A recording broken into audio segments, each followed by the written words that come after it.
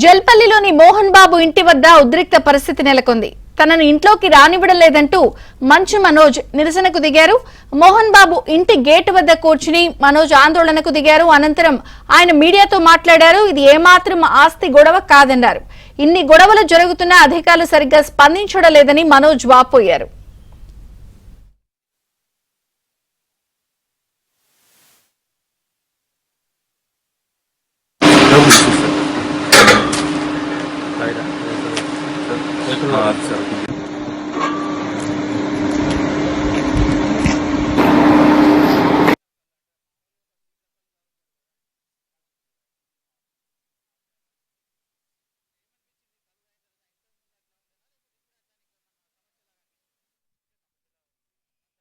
December 8 start అయిన గొడవలకి ఈ రోజు వరకు ఒక్క ఛార్జ్ షీట్ ఫైల్ చేయలేదు. ప్రూఫ్స్ ఇచ్చాను. కత్తులు గన్నులతో కొట్టరా అని చెప్పి మా మీదకి వచ్చారు. కర్రలతో వచ్చారు, గన్నులు తీశారు. ఇవన్నీ ప్రూఫ్స్ సీఏ దగ్గర ఉన్నాయి. ఏప్రిల్ 1వ తారీఖున దౌర్జన్యంగా 30-40 కార్లు, ఆ వీడియో కూడా ఇచ్చాను మీకు. 30-40 కార్లు ఇదే వీధిలో వచ్చి మా సెక్యూరిటీ గేట్లు దూకి స్టంప్స్లో బూతులు మాట్లాడి నా సెక్యూరిటీని కొట్టి 3 గంటల వరకు బంధించారు లోపల. నేను 100కి చేశా, పోలీసుకి చేశా, సార్ కమిషనర్ గారికి చేశా, డీసీపీ గారితో మాట్లాడారు మా వైఫ్. ఇప్పుడు మా అమ్మగారికి, మా నాన్నగారికి వాళ్ళకి అవసరం అండి ఈ వయసులో? విష్ణు నాకంటే 4 సంవత్సరాలు పెద్దవాడు, అతని 4 పిల్లలు ఉన్నారు. వచ్చి మాట్లాడడం తెలియదా?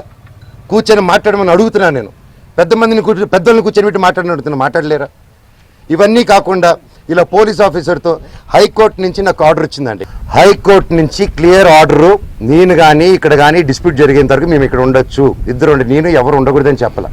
కలెక్టరేట్ దగ్గరికి వెళ్ళారు. నేను అమ్మ నేను వచ్చి ఉండొచ్చు, నేను ఏం చేయట్లేదు, ఇదిగోండి అనేసి నా ఫైలు అప్పచెప్పాను నేను వాళ్ళకి.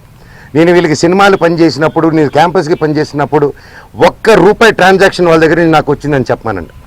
ఈ రోజు వరకు ఈ మనోజు ₹1 తీసుకోలేదు నా కుటుంబం నుంచి. కోర్టుని చీట్ చేసి స్టే తెచ్చారు. ఆ స్టే కూడా నాకు రాలేదండి.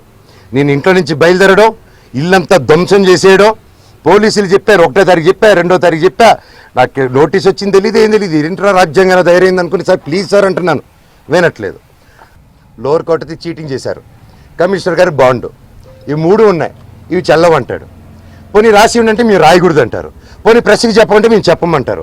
సరే ఏ అధికారంతో నా ఇంట్లో మీ ఇంటికి వెళ్ళేదని మీకు ఆర్డర్ కావాలంటాడు.